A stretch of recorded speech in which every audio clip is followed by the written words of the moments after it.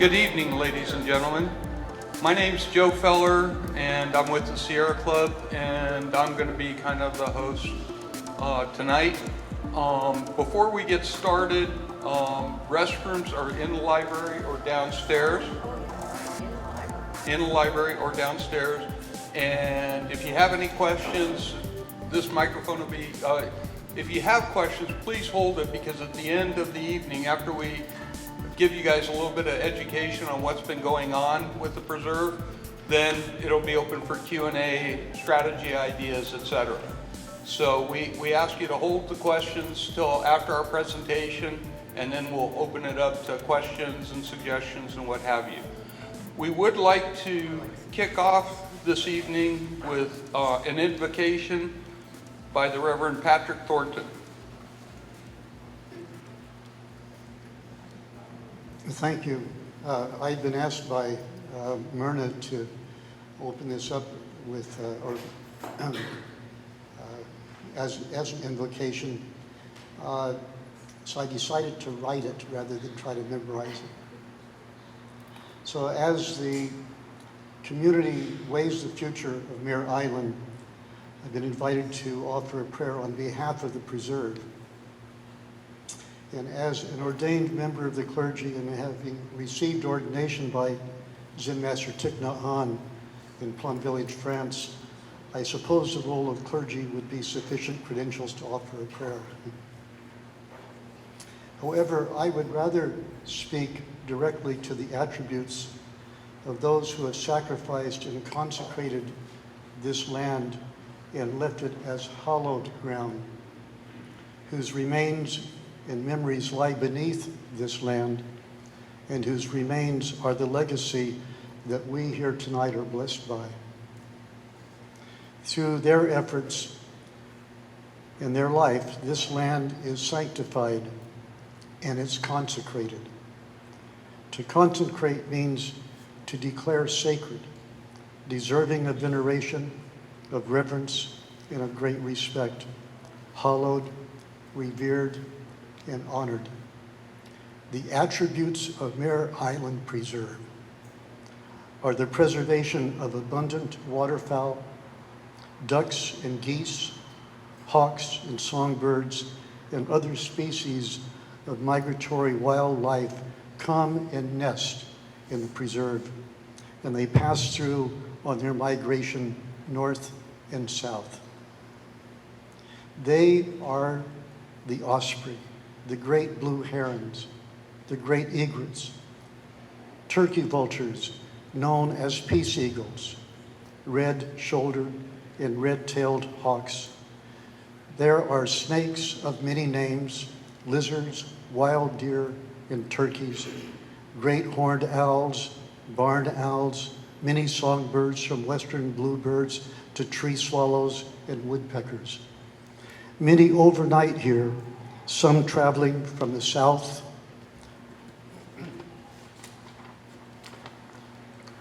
some traveling from South America. Amongst these are the native grasses, the shrubs, and the flowers, and more than 140 species. California coast live oak forest and cultured landscape of acacia, eucalyptus, redwood, and dozens of other culture trees such as persimmon, quince, hawthorn, sycamore, cedar, cypress, pepper, and fennel forest are our home. And there is the Spirit Ship, the art tribute to Mare Island shipyard workers commissioned to William Warham by the cities of Benicia and Vallejo, and the Navy Yard Association in 1996 in commemoration. I join those who proposed that the Mare Island Preserve be considered hallowed ground, sanctified by those whose remains lie beneath the soil, whose voices and codes ring metaphorically through the hulls of the ship, of the ghost ship, and by ospreys who travel thousands of miles to hatch their young in the continuance of their species right here where we live. Their legacy is made holy by the continued consecration of this preserve that has been held in trust by those of us who will continue to hold their memory in space.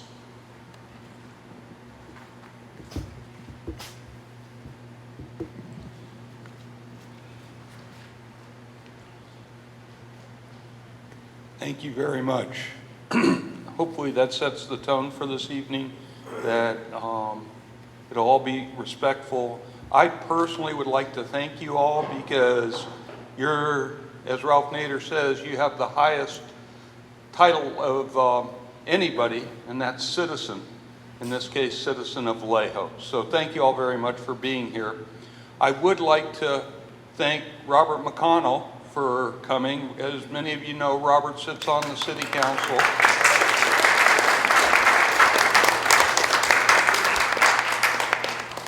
And is a big supporter of Preserve the Preserve.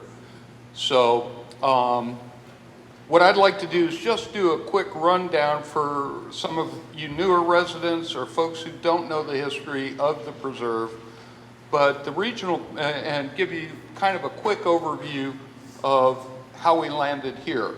And then I'll turn the mic over to Myrna for some remarks and some slides.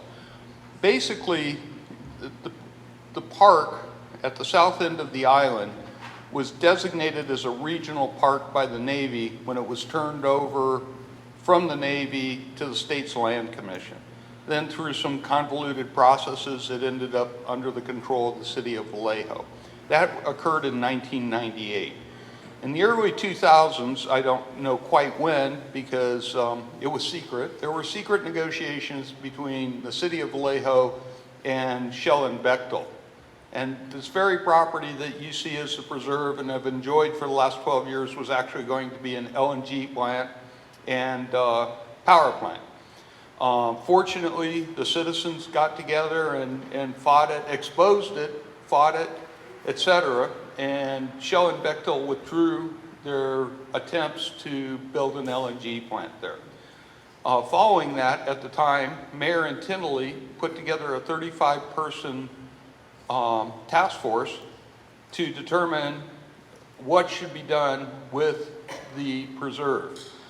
After that, they met for 4 years, 35 people, and a lot of it's not an insignificant group of people. There was a lot of talent there and a lot of people with deep backgrounds in their respective trades, engineering, etc. So, and a lot of people with deep backgrounds with park systems. So it wasn't a group of just citizens. There were a number of experts on it. There was also city staff. At the time, city staff participated in that task force, offering advice. Towards the end, the city decided to spend approximately $70,000 to hire a consultant to put it in a professional format and present it to the council. The council accepted that task force report. If anybody casts their mind back, and this met for 4 years, started 2003, it didn't really finish till 2007, 2008. If anybody casts your mind back to those days, they were horrid days, especially for parks. The recession actually started in 2007, and it looked like a bad one, and it turned out to be a very bad one. A lot of the parks were unable, were losing funding. We're having their budgets cut. I remember at that time, Lynch Canyon was cut back from 5 days a week to 2 days a week. And that was being operated by Solano County. So a bunch of funding for these various parks. The states were in even worse shape because Jerry Brown hadn't come into office by that point. And I think it was 2010 when he came into office and started putting the state's finances back, on the straight and narrow. So there weren't a lot of options for the city to pursue. And they finally hit upon the idea of establishing a trust to operate it, with the trust going out and trying to fundraise. Well, the flaw in that is the city never signed an agreement. Part of it was just horrible timing. Myrna started operating the preserve in 2009, 3 weeks before the city declared bankruptcy. So they were obviously distracted by more important issues than running a small park at the south end of the preserve, or the south end of Mare Island. Following that, there have been repeated attempts at negotiations. There's a lot of competition for funds out there, and for a number of reasons, including the competition for funds, there was never an agreement signed by the city and the trust, whose executive director is Myrna Hayes. So from there, that's kind of the setup of why we are here now. And we're hoping, there are some things that you should know as possibilities in the future. First place, the state parks are better funded right now. And there are funds available, I believe it was Proposition 68, that the Sierra Club was behind, that are for urban type parks, preserves, that could become available.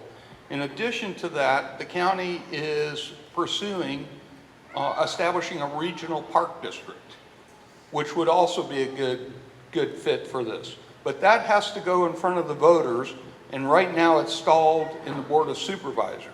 So we need somebody on the Board of Supervisors to champion it, and right now the only person really championing it, to the best of my knowledge, is Monica Brown. So that's where we stand right now. I think those are options for the future of the preserve and need to be explored. So at this point, I'd like to turn things over to Myrna, Ms. Hayes, who's the executive director of the Mare Island Heritage Trust, and allow her to take us through a slideshow. Hi, good evening. I feel like I'm totally here with friends. Friends more specifically of the Mare Island Shoreline Heritage Preserve. As Joe said, we're staring right down the barrelhead at a liquefied natural gas tanker terminal and 1,500 megawatt power plant in 2002. By 2003, this community had sent Bechtel and Shell off to eventually to Tijuana to build that facility.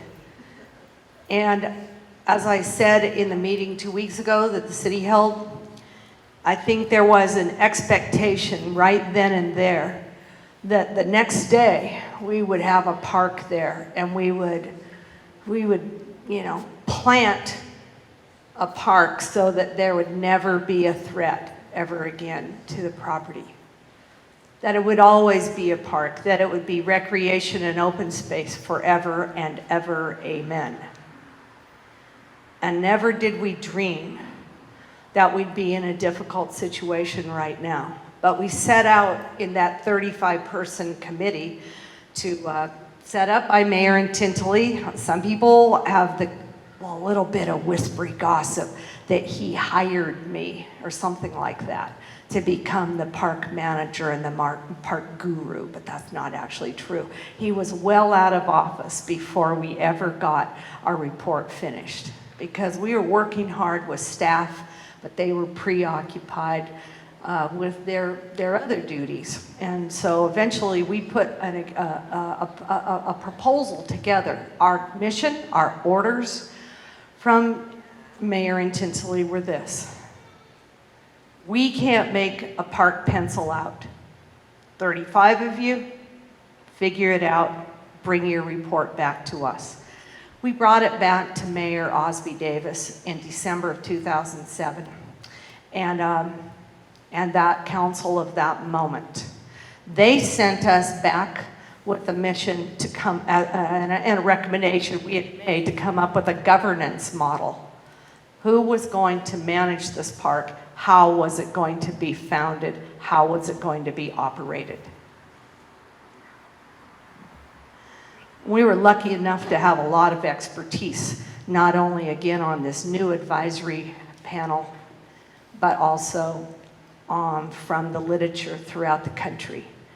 One of the favorite pieces of literature we were able to tap was commissioned by the Brooklyn Bridge Conservancy in New York City. What do you think they were up to?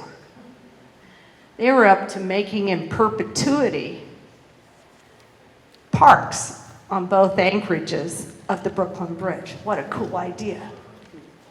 They had to raise the money.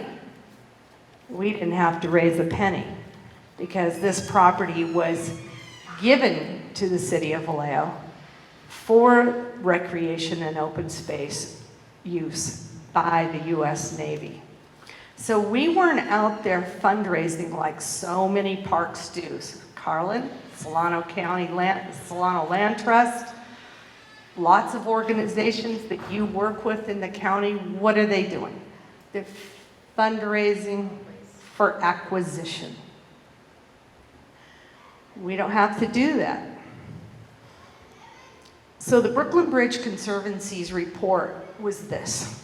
You don't need to read the 60 pages. We did over and over again. That was that there's a need in this country that isn't being filled at the federal, state, or local level any longer.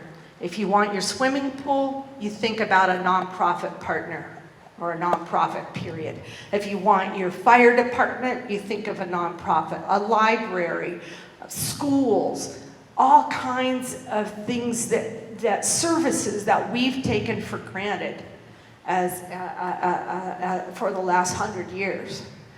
We now have to think about operating ourselves. And it gave us some good tips about how to do that. And those were the recommendations we made in August of 2008. So a few months after we were appointed and after we had submitted this pretty thorough report to the mayor or the mayor and council on how to operate this park. And it came to be March of 2008. We were in the middle of that secondary report on governance, and a man emailed me, madder than hops, as my grandmother would say, because she picked hops. And he said, my friend Raymond Anderson came to Vallejo 500 miles out of his way from Cambria or something like that, to pay his respects to the crew of the Boston in the cemetery, and he couldn't get in. He went to a convenience store, he went to the gas station, he went to the fire station, he went to the police station. Nobody knew what he was talking about. Finally, he found a security guard on the Touro University campus who said, I'll be happy to take you there. He took him to the gate and he said, here's as far as you can go. And Raymond Anderson had just driven, in the end of the day, 6,500 miles. And he made this 500-mile extra trek. He was on a retirement trip, visiting friends in Florida, Texas, California, and up here to pay his respects. Because he also served on a USS Boston, and that's who he was going to see. Okay, so at the cemetery. So I vowed to him, tell you what, we're going to open that park. We're going to open it one day a week at the first. We're going to make a website, we're going to make a phone number, we'll put it on the gate. Little did we know that this one day a week, month, which is what most parks start out as, don't they, Carlin? As docent-led, yeah. I'm saying Carlin all the time because you're the vice chair of the Solano County... Vice Chair of the Citizens Advisory Committee for Solano Open Space, which Vallejo and Benicia and Fairfield and the county all participated. Okay. Yeah, so you know that's how typically parks are started. Docent-led walks. We've been doing that for 20 years on the historic South Shore, Sierra Club and us. And so it was a natural to just open this property, but we had the gift of having an assistant city manager who, when I said I would open the park that next Saturday, 2 weeks from then, he simply wrote, fine. That's trust, that's communication, that's commitment. And from there, we didn't know that a couple of years later we'd get our insurance requirements, and yes, we do carry insurance. That might be for another topic, another day, but insurance requirements would go from $2 million to $4 million. So my thinking was, well, being open one day a week's not going to quite cut it. So from then on, we were open Friday, Saturday, Sunday, and we've never missed a Friday, Saturday, Sunday since about 2010 when that occurred. So I want to just go through a real quick slideshow, and then I want to open it up. We want to open it up to truly, right now, we're at a crossroads. You've read about it. You were at the last meeting that the city held. You could see that the city was kind of swinging one way and the community maybe was swinging another way. Somehow we have to come together. They are the managers of the property. They own the property. And right now there's a pretty serious disconnect. We don't know where it came from, how it came to be, but we know that gap has to close. And the only thing we can think of, because I've made a lot of people, made a lot of enemies in City Hall just trying to protect things like rattlesnakes and 100-year-old roses and things that matter, that I think they matter to you too. But we need you to try to help us figure out a path forward, or paths forward, to get past this little impasse we're in right now. So let's just go really quickly through a little slideshow that I have here, and I'll tell you what it is a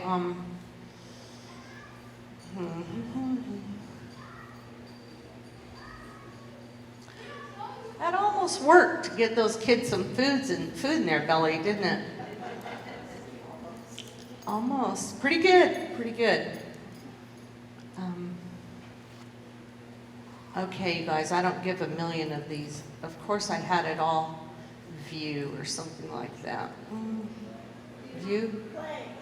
Play? Right there. Play slideshow. Okay. Yeah. Okay, well, so I actually made this slideshow for the city council. Ooh, thank you.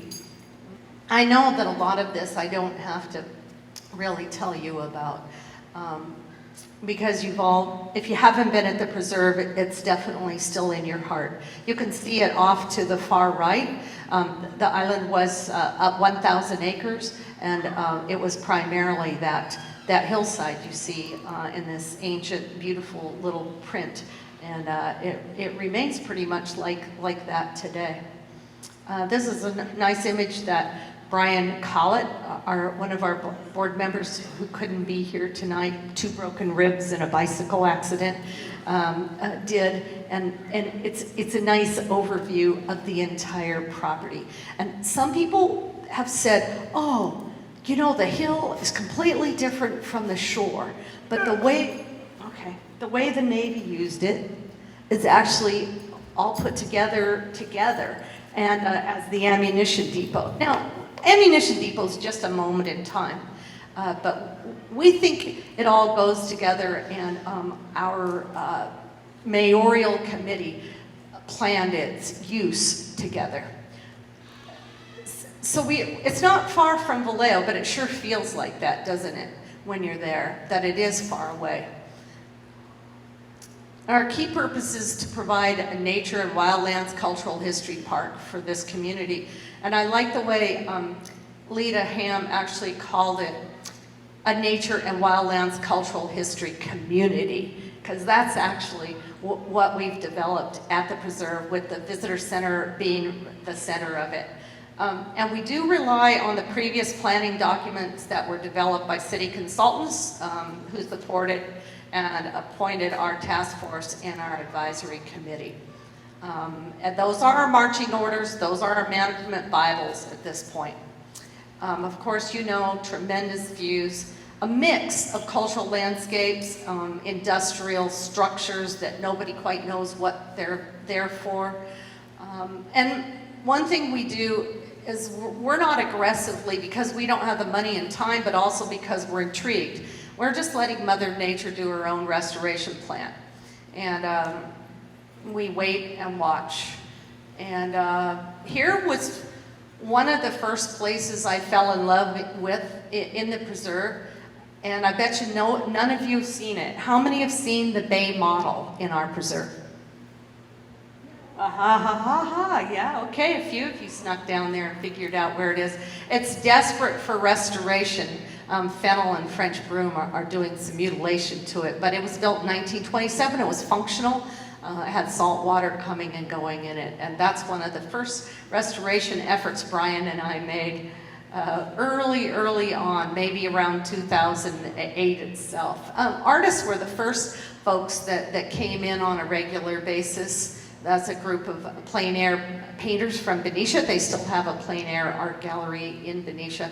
And of course, you can see that it's the Naval Ammunition Depot took advantage of the hills to make areas that would be less likely to explode and harm people by being separate from the shipyard, but also being nestled in the hills and out on the river where it was easy to transport the munitions from the manufacturing buildings and storage buildings like these directly to ships.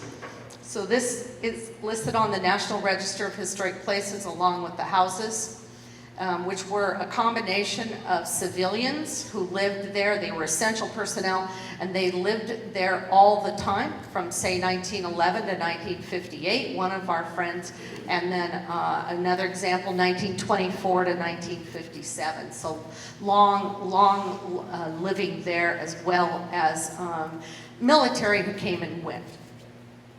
Oh, you're who's tugging him away. Okay, so the workers' homes, a lot of you might wonder about them. This is a residence of Henry and Herschel Palmer and their daughter Lori. And in January of 2019, we did receive word, this is an example of how we fundraise, that Lori had arranged for us to have nearly a $200,000 bequeath. And she left that specifically for restoration of this housing area in her will. That was her bedroom, by the way. Or am I going the wrong direction? This is her bedroom overlooking the river.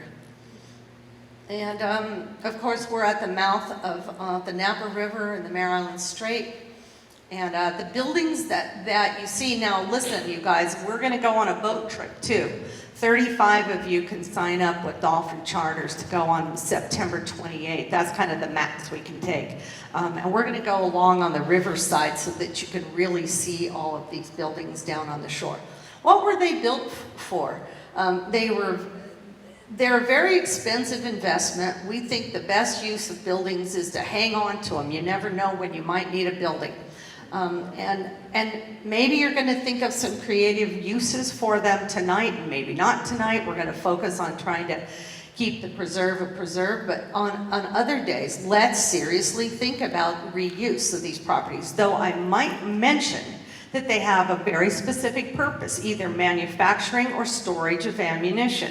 They're built like, what did they say, brick shit houses? They're not going to go anywhere anytime soon unless somebody thinks they want to waste $1 to $2 million per building tearing them down. Several people have recommended that we become just like Angel Island, that it has such a variety of different kinds of buildings and structures and views and uses, modern and old. And I will say that Angel Island is a pretty big draw on the state park's overall budget. However, one thing they do, and this is not uncommon in parks all over the world and other types of settings, is they just lock those buildings up, and that's what the Navy did since around 1970 with a lot of these. So you don't have to feel compelled to make something happen in every one of them. A lot of the buildings are located on or near sea level. They have no utilities, and they really aren't viewed as practical for traditional use income, though you might see some thought that they need to all come up to build a modern building code. Well, the preserve is completely in the Mare Island Historic District set up by the city of Vallejo. And so you'd have to work with them. And then secondarily, we're not sure those buildings, it makes any sense to bring them all up to code, even if you could. Our construction manager friend who built Salesforce, and he's working on Google building, right? He knows this stuff. He said we're looking at $100 million if we wanted to bring every one of these up to code. And I'm not sure why we would, but anyway, as a park, we're not sure that's necessary. Here's building A1 to the left, and then some other buildings down on the historic South Shore. I want to note that in addition to managing the preserve, the Mare Island Heritage Trust also does things on other parts of the island, like the Lost Boats Memorial that we hold each October for the 7 submarines built at Mare Island and lost at sea and considered on eternal patrol. And those flowers and wild things come from the preserve, made by Sandy Harvey, that wreath every year. We also manage, besides managing the preserve, we also host the San Francisco Bay Flyway Festival each February. That will be 25 years in 2020. And we co-founded that festival with the Audubon Society and others in the community. And we also do the day-to-day management of the Mare Island San Pablo Bay Trail through a contract. So just so you know, we're not just managing the preserve, we have other responsibilities. I'm just going to go through a few photos, the cemetery as it is today pretty much, and then here a formation of Marines. There's a lot of work being done on the cemetery right now. Some people would say that we oppose it. We certainly don't oppose restoration, but we're a little concerned about just general renovation, maybe, huh? So just if you haven't been to this service, Russians come to honor their 6 or 8 Russians buried here in November. I mean, they weren't buried here in November, but they come every November to pay respects. And we've had a lot of volunteer crews on the cemetery. This is Weston Solutions, brought 200 people in 2009, and over the course of an afternoon really created a park. Boys Under the Hood always helps out at Memorial Day with placing a flag at each of the 996 grave sites. We've had a chance to meet the Navy families who lived on the property. On the left is Doug Rouser and his wife at the top, and then below Bobby Rouser, both grandchildren of the Rouser family, and visited their families' former home, visited it frequently. In fact, you're having pomegranate jelly from Bobby in the meal tonight. These are some family photos they shared with us. And the railroad tracks are gone. It's not that we couldn't bring them back, but imagine the thrill it must have been walking in high heels on that railroad track back in the day. And then Bill Rouser with his bees, and if you can imagine this, the Rouser Garden, as we know it today with so many trees, is just beyond that upper fence. And this is the park the part of the park that we know today is the Rouser Garden, and it's really just a park for the simple enjoyment of the public and protection of the historic and natural resources. Our 35-member task force was convinced by members of the task force who actively managed regional parks at the moment that their parks, Solano County Parks, for example, and Skyline Wilderness Parks, and others were essential. Overnight accommodations were essential for operations of the park, revenue into the park. And we found a huge difference in our revenue and the ability to provide lovely amenities for you, including porta potties. A lot of porta potties, and very clean ones compared to other parks because we have camping. Nature tourism is also a very important part of our mission. And this is Poco a Poco. She really does exist. That really is my foot. She lived with Lori before she passed away, the woman who gave us the money, who also lived in the houses. And she and I always called our park Poco a Poco, the little by little park. And we've created a lovely, we think, a magic spot based on what was already there. So far, the preserve is operated primarily by volunteers, no financial support from the city of Vallejo. However, they did put, I would estimate $100,000 into kind of clear cutting along the trails this past summer. But other than that, no funding.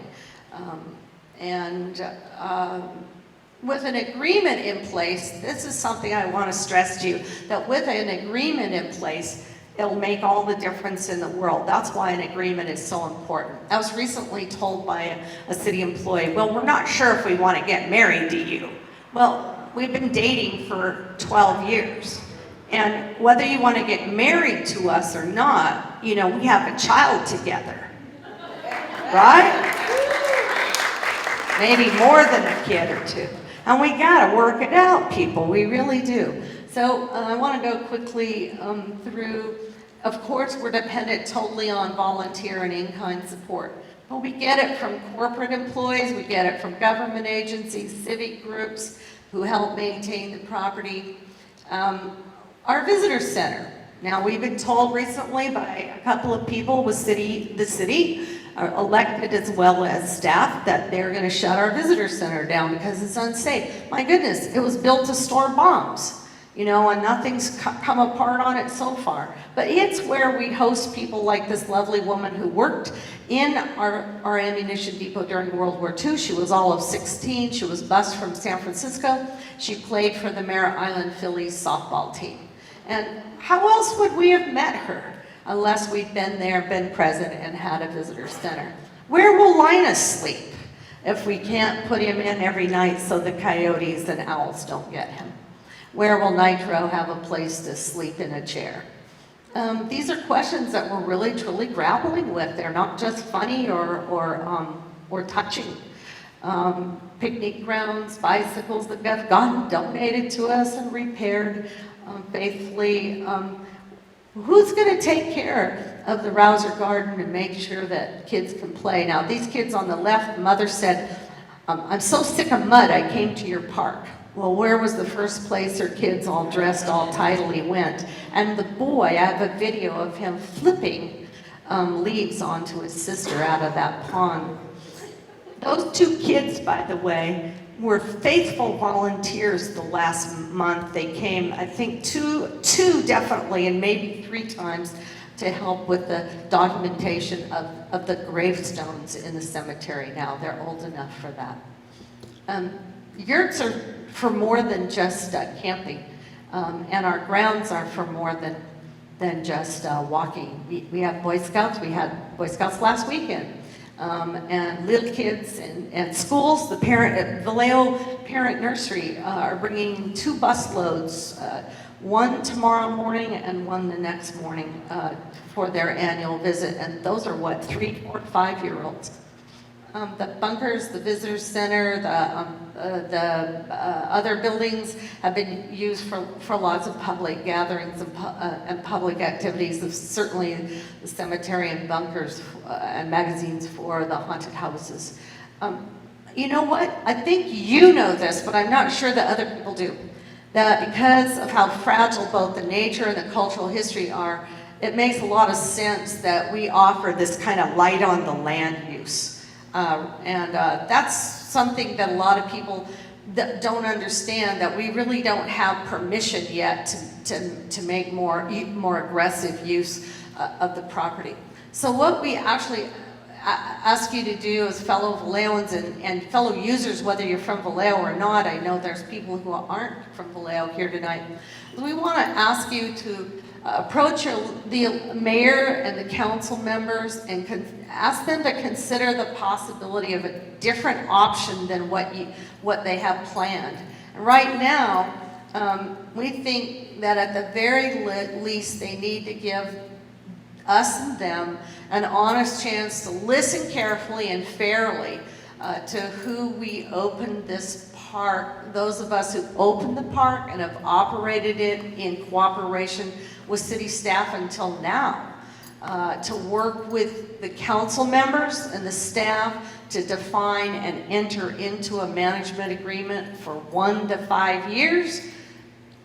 And don't you feel that you owe it to yourselves as council and staff, but also to us? We feel that we're the ones who have carried this park. The people who are in this room today have physically funded it cash, like almost $750,000 in the last 12 years. Don't we have a place at the table as community members? And that's what we're going to talk about for the rest of the evening. Sketch some things. We want you to use this microphone. You can stay in your chair. You can turn the lights on now. And then we also have a whiteboard you can come up to, or someone can scribe for you. But just throw ideas out. And what time of day is it? We have till 8 o'clock, so we have a good amount of time for both questions and also, more important, or as importantly, if those questions can take us to strategy for how to come together with the city. Obviously, you guys are here out of your hearts and because you do want to keep the preserve somehow or another in the public arena, and you want it like it is. There's things you want better, and we'll see how we can get there. But let's go for it, Joe. Yeah, and let's have this microphone be a roving microphone. Well, I was going to have you stand up there, Okay. and I was going to walk around. So hopefully that You're not going to walk around. showed you some of the possibilities of the preserve now. I want to emphasize that there are 3 components to a preserve over an ordinary park. You know, there's the historical component because it was part of Mare Island, which was established in 1854 and is the oldest U.S. base in California. So it's got a lot of history behind it. The second point I want to bring out is it's a wildlife / botanical resource. There's a lot of unique plants, and there is a wide range of wildlife, from rattlesnakes to osprey to birds.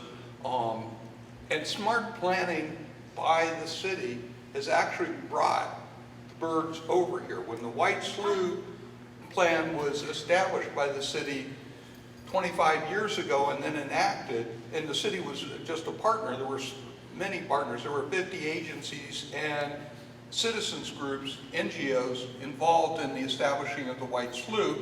A lot of the north-south flyway shifted over to Vallejo from Benicia. And like I said, it's the first time I ever heard of anybody moving from Benicia to Vallejo. There's at least one. I did. So, and then of course, the third component is just recreation, just getting out, fresh air, a lot of views. So it's a complex entity with many moving parts. So I just want to emphasize that. So, are there any questions or comments? Oh, and say your name first. Oh, Okay. my name is Diane Hume, and the question that came up, and I heard this behind me, and I also have the same question, is what is the city doing, or what are they trying to do, or what are they stating they're doing, and then what is actually going on? Because this just seems to have happened very suddenly on a very quick vote, unannounced, to throw the management of the preserve up to the winds. And so my suspicion is they have something in mind. So my question is, how can you address being in an agreement with them when it seems they don't want to be in an agreement? Could you guys also summarize like the results of the meeting 2 weeks ago that it's having? Oh, Or like well, to add context? Yeah, I was working on it. Yeah. Basically- You know, one thing that we could do is direct you to the video. Or just like one sentence. Oh, one sentence. Oh, boy. Well, we do. yeah, okay, Well, first yeah. why don't we answer hers, and then we'll tack on what happened at the last meeting. Because hers is the setup for what happened at the last meeting, in a way, or in my humble opinion.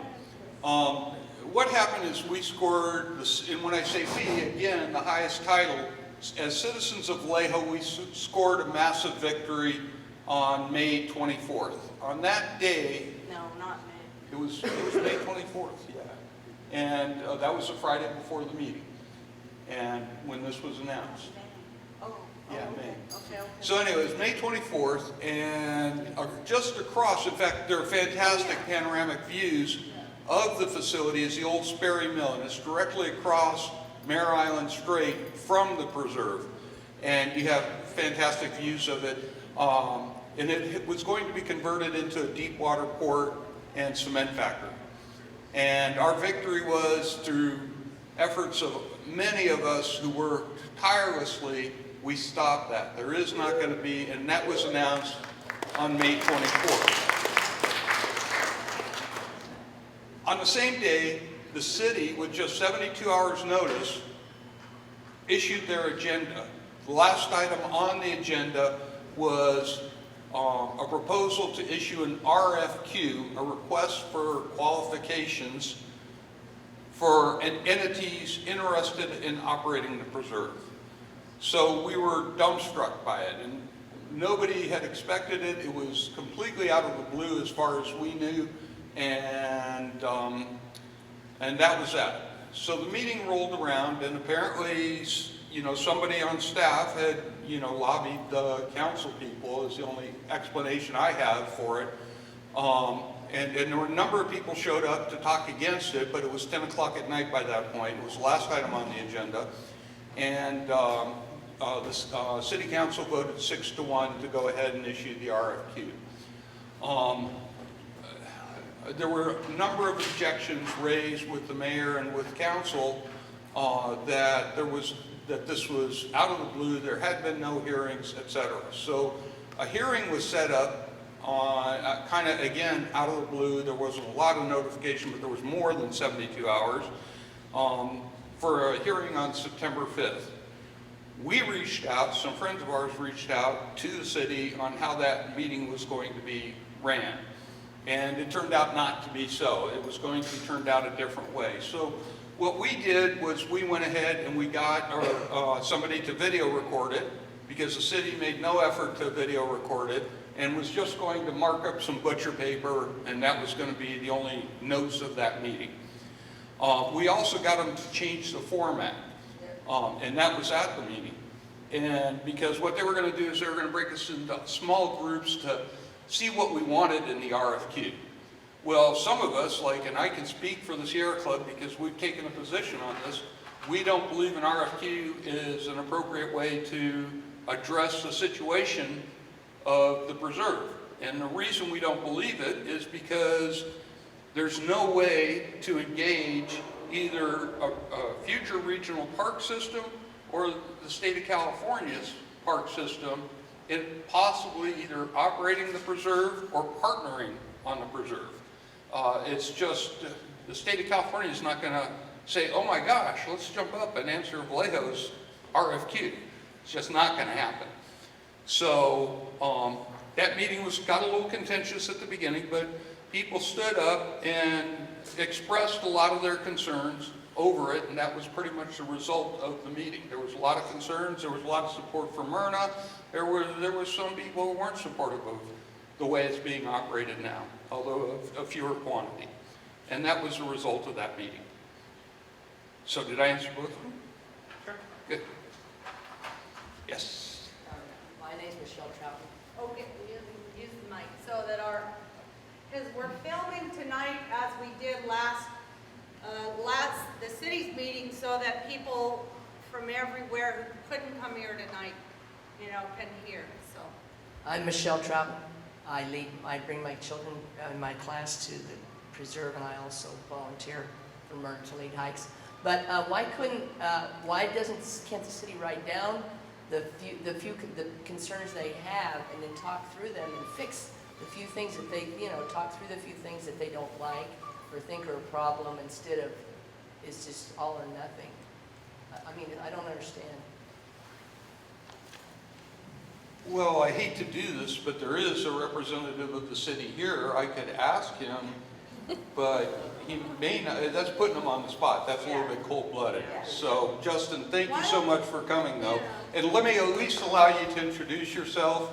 And we're very happy that you're here and participating in this meeting. Thank you guys for having me. I'm Justin Peters. I'm the city's asset manager. I'm just here to listen to all your concerns for the regional park. So thank you for having me. I had a question about that. I would like to ask him if we can hear you. You don't have the microphone. Yes, I'm Beverly McGain, and I live here in Vallejo, and I'm concerned about the park. And I've been gone for several months, and I recently have come back to Vallejo, and I'm confused. I hear different ideas. Oh, Myrna should submit an RFQ, and I understand that the city's involved in talking about the park, and we have a community meeting here for the park. And I hear you're from the city manager's office, and I've heard not friendly things about the preserve from the city manager's office. And I'm wondering if, since you're inviting yourself to our meetings, if we're welcome at your meetings, because you talk about transparency, and we're very transparent here. And are we welcome at the meetings when you discuss the preserve? Yeah, absolutely. Yeah, we'll have another community meeting in a couple of weeks, and that will go up onto the city's website. So be on the lookout for that. And I captured most everyone's email address from the last meeting, so you'll get a notification to make sure you know when the next meeting is. Can I have your card, please? Okay, thank you again, Justin.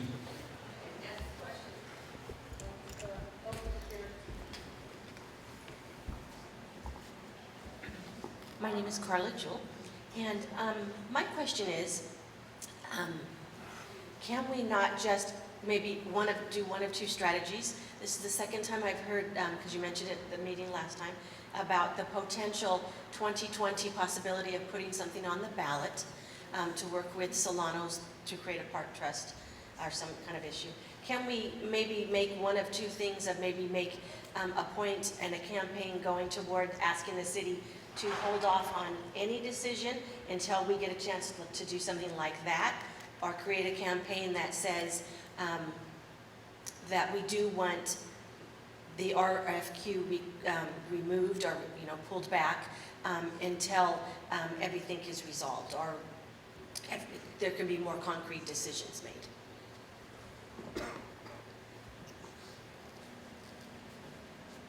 Do you want to tackle that one, Myrna? Because that's a complicated question. That's a very complicated question. And that's what we're here to work on, isn't it? Carla just, every voice, every message tonight is a way for us to try to go through that cattle chute, with Temple Grandin instead of, the bludgeoners. And right now we feel bludgeoned. I know I do.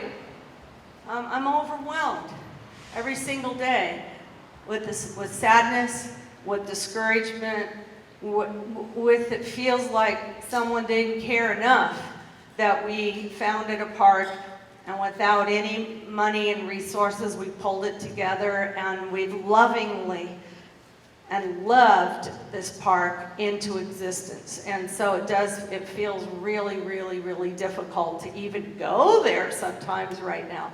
But we just have to go some other way. Whatever's going on right now, I think you guys agree. And maybe you all came here because you all agree. I don't know, but you don't even know each other. So I think Carla's right. If that could be, I don't know, do we want to occasionally take a vote here or get more things out on the table, and then we'll talk a little bit about what the best strategies might be, none of them bad, but maybe we want to team up as some teams around certain themes, and so Carla's on the table, on the record with saying, ask the city to simply hold off. Now, that's what our good councilman offered as an alternative resolution on May 28th to his fellow council people and mayor, and they rejected his proposal. But now a few more months have gone by, more interest has come about, and it's always worth talking again. We've been told communication's the answer, so let's think of that as one of our strategies with the rest of these here, and then let's talk about it further. Okay, microphone, making sure all these hands. Somebody, Bev, are you helping to make sure it's the next one and the next one and the next one, please? Okay. Pardon me, I just feel more comfortable being up here, maybe because I'm a teacher, but instead of looking at the backs of people's heads. And I'm a long-term supporter, but distant supporter and friend. So I was here a couple weeks ago, and I spent a lot of the afternoon studying the handout from a couple weeks ago, yes, dated May 28th, the request for proposal, and I use a 3x5 to keep myself really concise.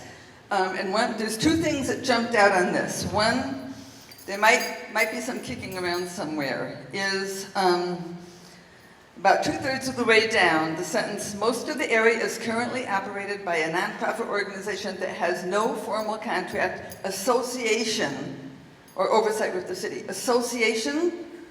Excuse me. But, okay, I gotta not get too scattered here. We've heard the whole history of the association and the advisory report, so that makes no sense to me at all. And the other thing is on the second page, it says, the city envisions a regional park that provides, and it has a nice little list of all the things in their memo about a request for qualifications. The last one, coordination with the community and volunteers. Hello? Okay, so that's my second point. My third point is, at the last meeting, I brought up, why can't we do a public-private partnership like at Skyline Park? I worked at Napa State Hospital for 20 years, and I worked there while that whole thing, it was a combination of the city government and volunteers.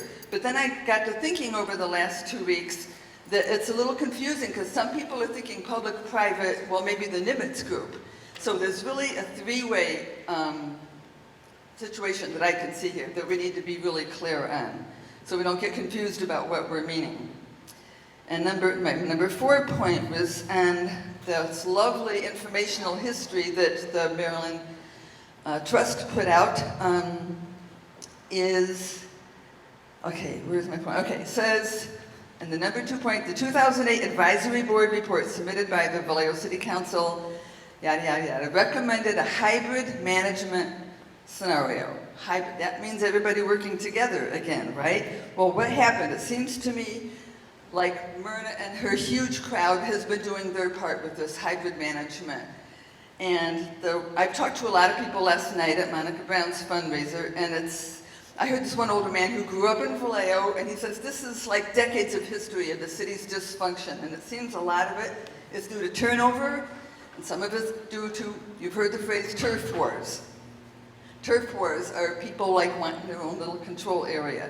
So what it comes down to is my suggestion, and I heard one person say that, some people say, oh, Myrna and her crowd are getting hysterical and overreacting. Well, it seems to me like it's the city's dysfunction and the city manager's office and maybe a little bit of the fire department's machismo that is getting a little hysterical and overreaction. And I think we need a mediator, because there's so much outswelling of community support.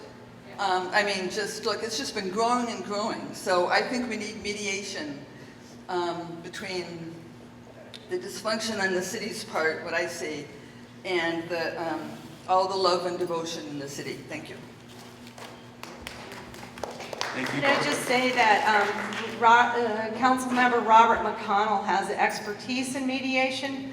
On July 1st at our press conference, which he attended and participated in regarding camping, the ending of camping, he offered his services as a mediator. We immediately responded positively. We don't know what the city's response has been. But regardless of whether they wish his mediation or someone's, appreciate that thought. I think that more than a few of you are probably thinking along those same lines.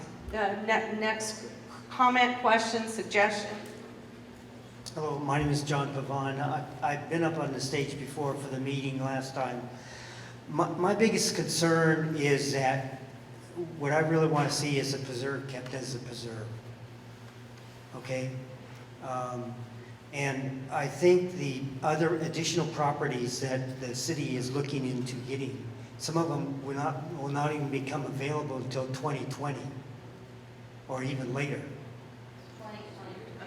Yeah, 2023, even later, before we even have the property. So by making an RFQ for property that we don't even have yet is sort of defeats the purpose. The other issue that I have is Myrna's real good at taking care of the preserve. Now, the other properties like the historical building, you've got property there that's a historical site.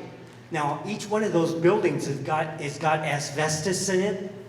It's got hazards that has to be addressed if the public goes to it. Now, that's something that's out of Myrna's ballpark as far as taking care of that.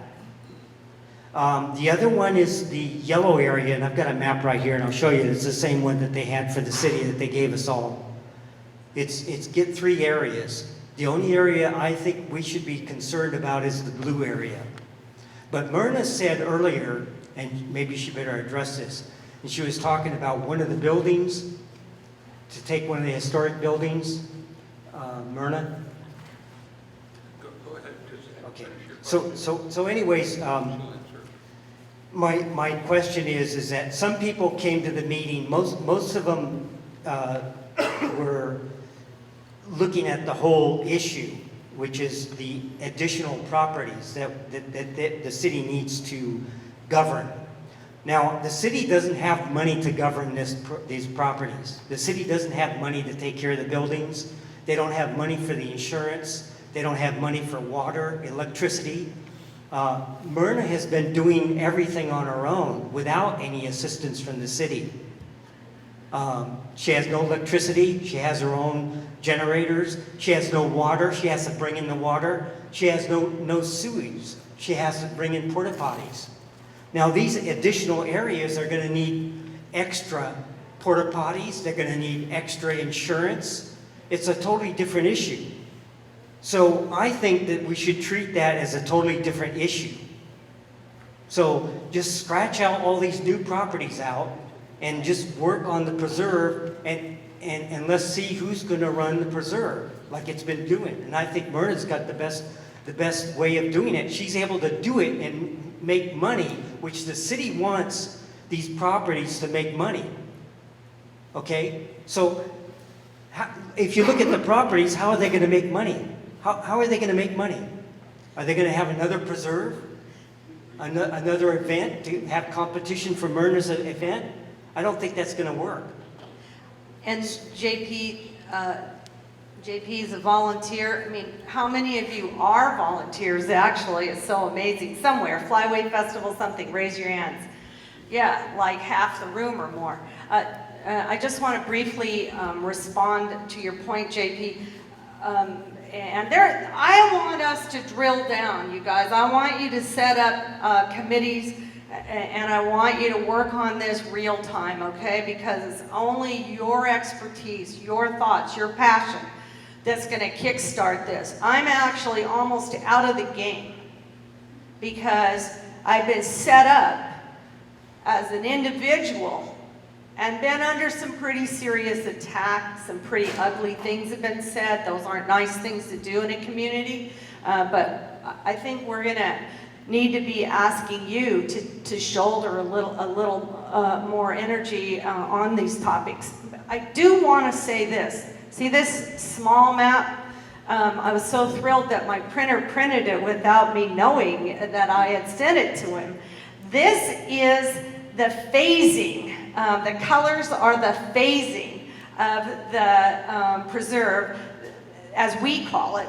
And Google Maps also calls it that. The city of Vallejo calls it a regional park, but the Regional Park Task Force suggested that it be upgraded to a preserve. And of course, it would still be a preserve in either a county or a regional park system, or a county park or a state park. There are preserves that have been designated in all of those systems, and we would hope to operate that way. Preserve why? for nature, for natural resources, and for that very quirky historic cultural landscape and cultural history that is all contained in that property. But you see the different colors? We were already back 12, 15 years ago when we were founded by the city. Our task force was looking at the preserve being brought on in phases as the property was transferred from the Navy to the city. There are some good reasons to manage the property as a whole. And one of the serious issues that we have with the lack of an agreement with the city of Vallejo, and as that senior staff person said, we're not sure we want to get married to you, like I said, in the dark, but it's still, and I understand that. I'm not sure I would want to get married to the city of Vallejo either, or to myself, you know, but it isn't me, it's you. It's you they're getting married to. It's you who are their toddlers. It's our rattlesnakes, it's our gopher snakes, it's all our violas in the springtime. It's every aspect of the preserve is their children and our children. Together, Mother Nature created it, and we have given it the wings and the education and the dedication to keep it as it is. But these additions can mean revenue for us. The addition of the Western Magazine, a group of 21 buildings exactly like our visitor center, are not going to fall down. Trust me, they're not. They may be overwhelmed with a king tide one day, but they're not going to fall down. In the meantime, they've been mothballed by the Navy since 1968 or 70 or something. It's no big deal if they don't get used tomorrow. What we do with the Navy and with our neighbors at the Army is we do surveillance. We check the door. The Navy checks the doors every day, so someone would have to go check the doors every day. But it's not an impossible property to manage. And it could bring revenue, and that will be for another day. But anyhow, I just want to answer briefly that I think that the parcels, as they're brought on 1, 2, 3, 4 at a time, can come into the preserve. Could I just? Yes. It is thanks to the 150 years of freedom from human impact that we have the preserve. So that I appreciate very much your limiting the number of people that are allowed to come. And I think that that is something that is very important for the continued preservation into the future. And another thing is that preserve is kind of a fuzzy, I wish that there were very clear boundaries designated, and contamination, I know, is a huge issue, and a really good reason for keeping those buildings closed, because there's no way, how can you really know whether those buildings are any longer contaminated? That's going to be another topic for another night when we break into some, I don't know if we want to do this break into meet groups, but this property on the shoreline, our property that we're on now, the hillside, doesn't have any deed restrictions, no land use covenants, but the entire shoreline does and will. You will not be able to dig, you will not be able to put a tent stake in that property. And so we do have a plan to make a light on the land, just like you said, use of even more of the property. But we like to think that we pulse people in, and then we give nature and ourselves a rest.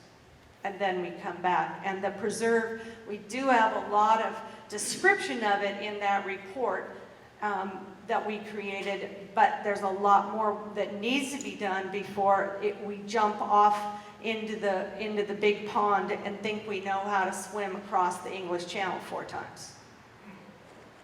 Well, there is a woman who just did that, you know. But I think we're all, agreeing that it may be a little bit premature, the direction the city apparently has wanted to go in the RFQ. So here we go. Kay Flavel, thank you. Thank you, Kay Flavel. Dr.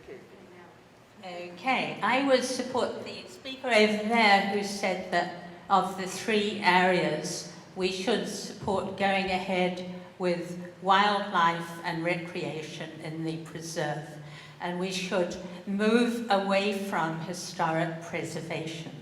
That has been the major issue of contention over the past 2 years, and it also concerns the cemetery and the visit of a Captain Ralph Parrott with whom I have been in touch.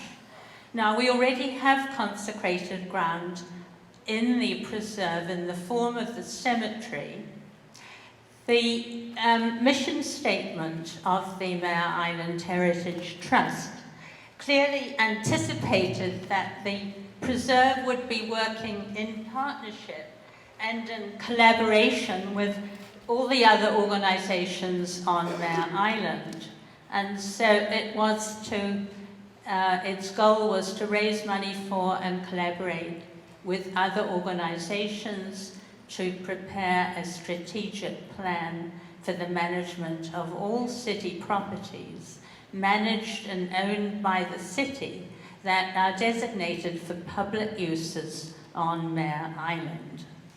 So this collaborative model could only have been enacted if there had actually been something like a 15 to 20 person trust. I think that's what the city needs in order to move ahead. So my recommendation is that the preserve constitute, the Mare Island Heritage Trust constitute itself as a trust with multiple members, that it focus on wildlife preservation and recreation, and that it separate itself from the historic preservation. The main issue with historic preservation with the cemetery is that a group of volunteers is not capable of preserving or restoring national monuments. This is an issue everywhere. The finances involved require partnership at city, regional, and often federal level. It also requires the kind of things that you expect from public trusts, namely a 1-year, a 5-year, a 10-year plan. None of that has happened. I am immensely grateful for everything that Myrna has provided, and I was dismayed that the city tried to move straight into the next step without acknowledging the enormous work of volunteers and the enormous contribution of Myrna. So thank you, Myrna. So the main issue that has caused ill blood, to my knowledge, is that Captain Parrott felt that the state of the permanent structures in the cemetery needed immediate work. So the fences were all collapsing. The volunteers were not entitled to fix the fences because the trust was not in a regular agreement with the city. It couldn't do anything. And so we now had the situation where, unfortunately, the volunteers were seen as opposing the veterans. We need to move beyond that, but I strongly recommend that the cemetery be moved out of the responsibility of the preserve focus on what it does so well. Thank you. I might say that the cemetery has never been in any of our draft agreements with the city, and we've had about 20 of them. And so we don't have an official responsibility for anything inside the cemetery, except for we've done all the mowing, except for Memorial Day, all the mowing in the cemetery because the city has failed to do it.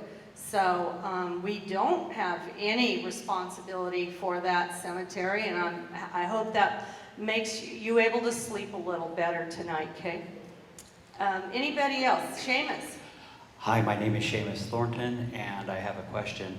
A while back, I attended a city council meeting downstairs in the Vallejo room, and my understanding is that the city council voted unanimously to approve $80,000 to upgrade the visitor center, and I'm wondering if there's been any motion on that. I can tell you that I entertained the city's contractor and its maintenance supervisor in January. So they were a little bit behind, but they were totally committed to expending that $80,000 that the council unanimously 7-0 voted to invest in the visitor center, building A167. And we walked the space and we offered a bunch of material that was gratefully accepted, several $1,000s worth of conduit that had been donated to us.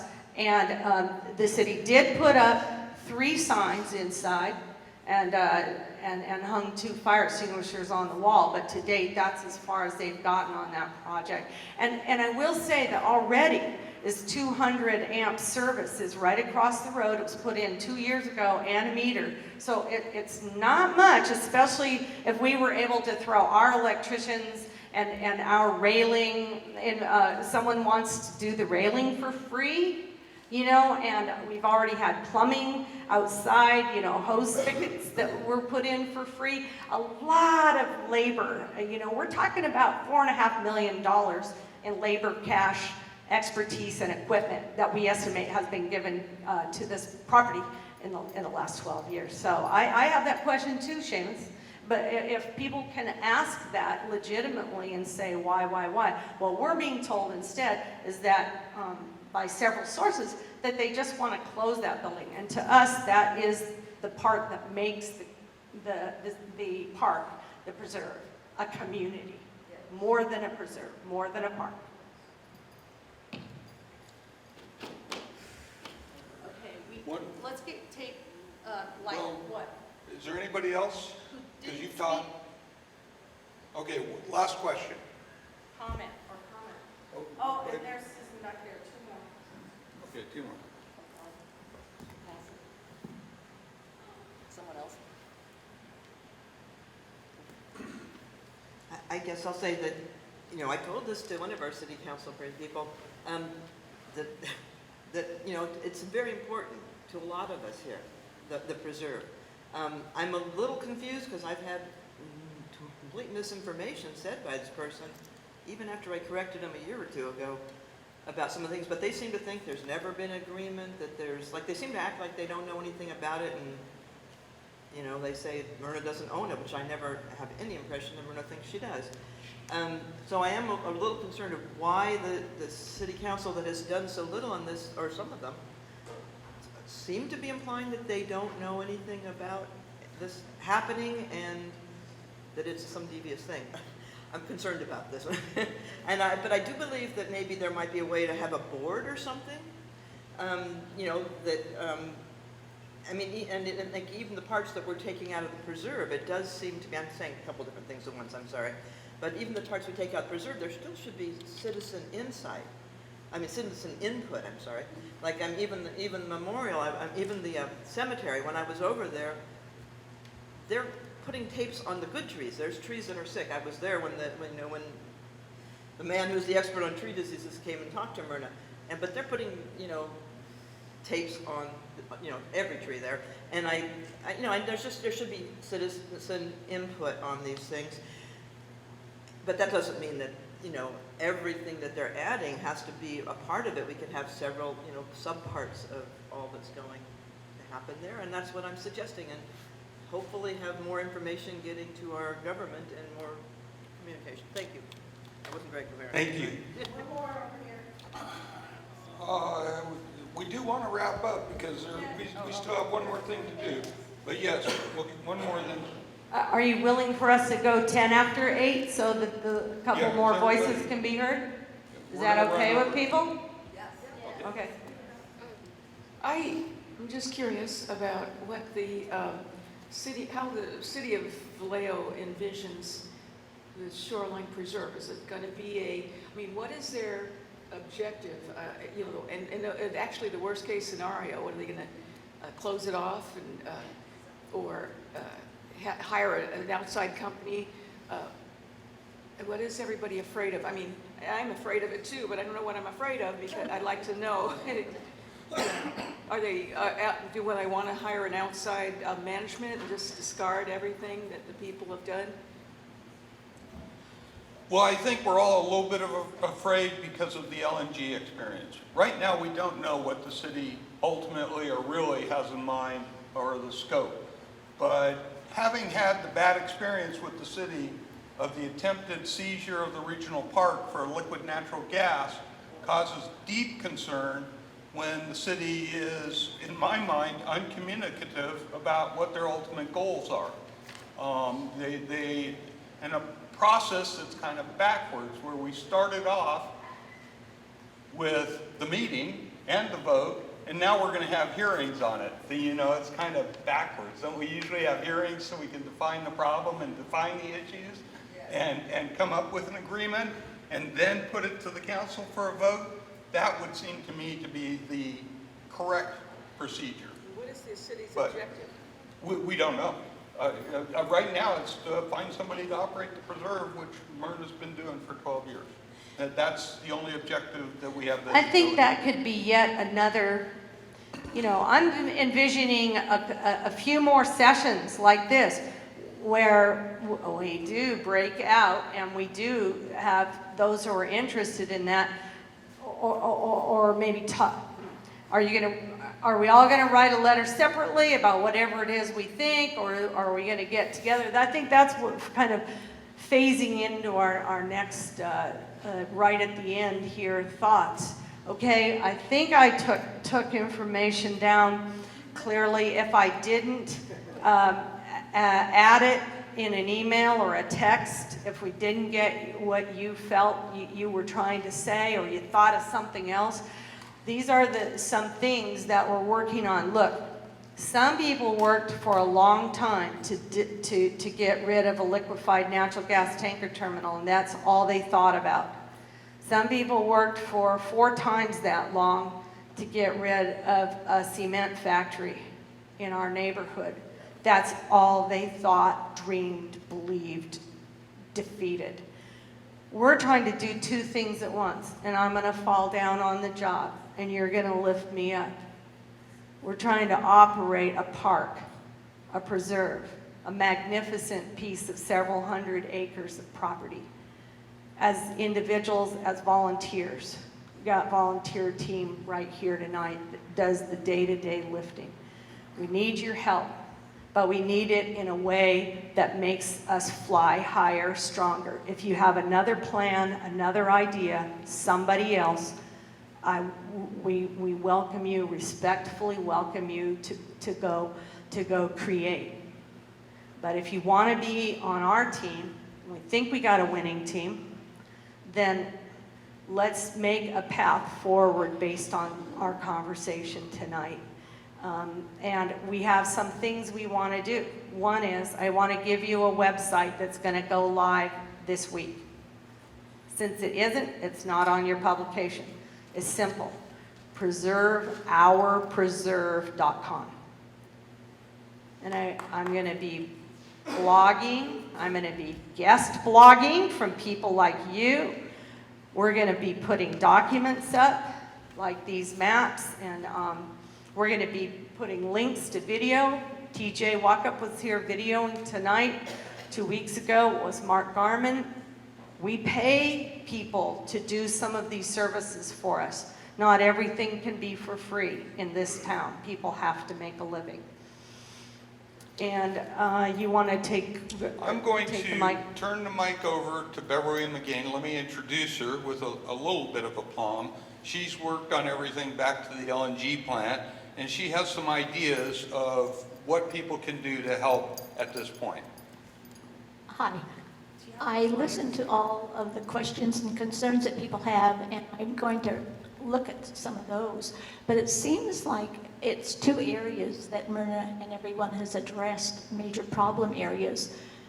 One would be to get into some kind of negotiation with the city for some interim program to continue the management of the preserve. That would be one group of task force.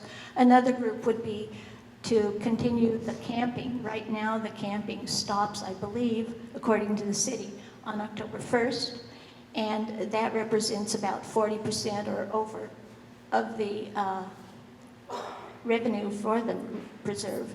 So that seems to be another issue, and I don't know if you all think, because I'm not involved in this, if you all think those are the main issues that need to be addressed. But I see those as two groups of task forces that we need, or committees. Well, and I would suggest a third. We need an outreach committee to the county to bird dog the regional park situation, because communication on the regional park has been less than adequate from the county. And I do believe in my deepest heart that that's part of the long-term solution for this property. So anyway, thank you very much. I'd like to thank a few people. TJ, of course, who's a great help. Beverly, the woman trying to escape out the back, that's Lita Ham. She's been a huge help through all this. And she did all of our flyers, publications. And I'm Patrick. Okay, Patrick works. I don't know if it's Reverend or Your Honor. Or and of course, the folks who helped on the food, Myrna can. Laura and Jim and Robin. Yeah. Thank you. I just want to note that we're passing out this flyer that Lita helped us put together, and it's what can I do to help preserve the preserve? And it has a lot of contacts on the back of it, and of course this will be posted electronically as soon as we can. I mentioned this boat trip, September 28th, that's Saturday, 4 to 6:30. Normally it's our annual fundraising boat trip for the Mare Island Heritage Trust, our nonprofit organization, and I might note that someday you'll be happy to meet with us if you want and talk with us about what we've been attempting to accomplish here. We've just been trying to keep a park open, you guys. But this boat trip, you'll see flyers for it, but it is $60 a person. It was a fundraiser, just jolly fundraiser. Now it's going to be a discovery and exploratory trip. If we have to turn the engines off on that boat and float down the river, we're going to get in close and we're going to go around the South Shore, depending on the tide. We're not going to make you sick, but this is a really tremendous way to see the new additions that are planned and to see the buildings that make up the rest of the property that you haven't had access to. So sign up with dolphincharters.com. Thank you all. And please come and gather with any of us. Lita, Beverly here in the post. We could use a hand cleaning up, but we could also use a hand down the road. And stacking, good, thank you. Yeah, And stacking chairs back. chairs. Grab If your everybody chair. would put their own chair back, that would be great.